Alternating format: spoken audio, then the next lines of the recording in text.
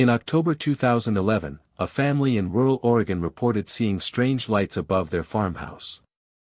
At first, they thought it was just aircraft passing overhead, but the lights didn't move like planes, they hovered silently, shifting from red to white before disappearing.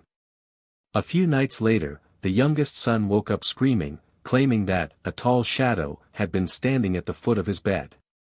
His parents dismissed it as a nightmare, until they themselves began hearing footsteps across the attic at night, despite the fact that the attic had no floorboards, only exposed beams. Disturbed, they set up a camera in the hallway. The footage, though blurry, showed a figure briefly appearing between the frames, taller than any family member, with limbs too long to belong to a human. Local authorities dismissed the evidence, calling it lens distortion. But the family abandoned the farmhouse soon after, leaving behind most of their belongings. Neighbors still say the house is empty, but on certain nights, faint lights can be seen glowing through the upstairs windows, long after the electricity was cut off. In March 2013, a woman living alone in Madrid began noticing that her furniture was being moved slightly during the night. At first, she thought she was simply forgetting where she had placed things. But one morning, she woke up to find every single chair in her apartment stacked neatly in the middle of the kitchen. She told her friends about it, joking nervously, until one of them stayed over for the night. At exactly 3:17 a.m., they both awoke to the sound of scraping wood. When they turned on the lights, they saw the table inching across the floor by itself, as though dragged by invisible hands. Desperate, the woman contacted her landlord, who revealed that the previous tenant had left abruptly after claiming the apartment was unlivable. He never gave more details. Since then, neighbors say they occasionally hear heavy objects being dragged across the floor of her old apartment, even though it has been vacant for years. The landlord refuses to rent it again, and the door remains bolted shut. In November 2015, a truck driver traveling through the Nevada desert stopped at a nearly abandoned gas station late at night. He recalled that the station seemed strangely quiet, no music, no lights except a faint glow from inside. When he entered, the air smelled of dust and rust. Behind the counter stood a man who didn't speak, only staring with wide, unblinking eyes. The driver paid for fuel, but when he glanced back as he left, the man was no longer there. The counter was empty, the interior completely dark. Later, when the driver mentioned the incident at a roadside diner, the locals exchanged uneasy looks. They told him that the gas station had been shut down for over 10 years, after the owner was found dead inside.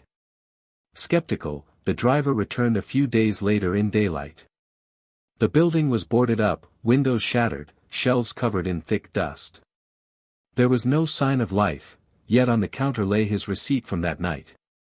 In August 2018, a couple renting a cabin in the Carpathian Mountains reported waking up every night to the same sound, soft humming coming from the forest. At first, they assumed it was a nearby hiker or maybe an animal. But the melody was always the same, low and human-like. One night, the husband decided to follow the sound with a flashlight. He swore he saw a figure standing among the trees, tall, thin, and swaying as though singing. When he tried to approach, the figure turned and vanished deeper into the woods, the humming echoing long after it disappeared. The next morning, they found strange footprints around the cabin, barefoot, but too large and oddly shaped to belong to any person. The prints circled the cabin, stopping just outside the bedroom window. Local villagers later told them of an old legend about a singer in the forest, a spirit said to call travelers into the trees, never to return. The couple cut their trip short and left that very day. The cabin still stands, though visitors say that at night, if you listen closely, you can still hear a faint, haunting lullaby drifting from the woods.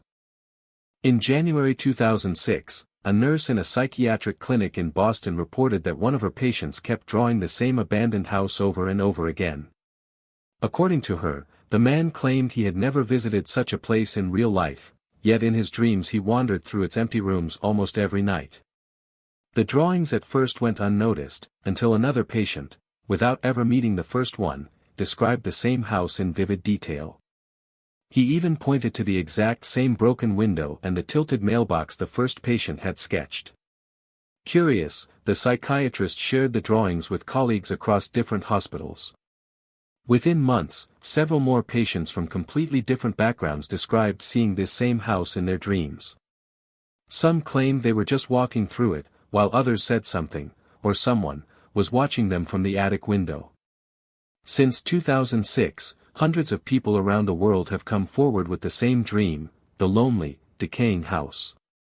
It has been reported in cities as far apart as London, Buenos Aires, Sydney, and Cairo. No one has yet been able to identify the real location of the house, or explain why so many people see it. Some say it is simply a trick of the brain, a shared symbol of fear.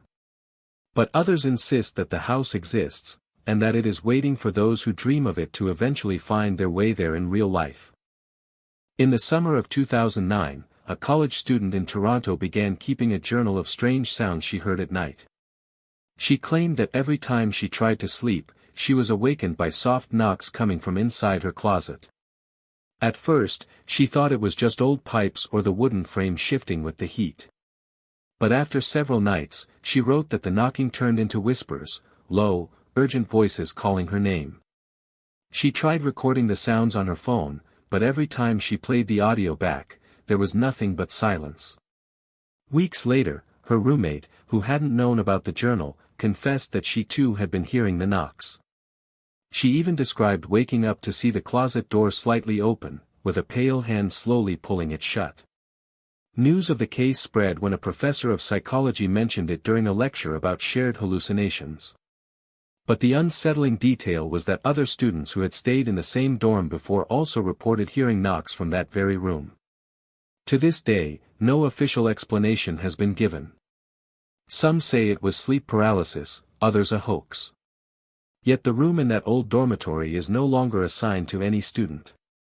The door remains locked, the closet sealed shut, though some claim if you press your ear to the wood, you can still hear the faint tapping from within.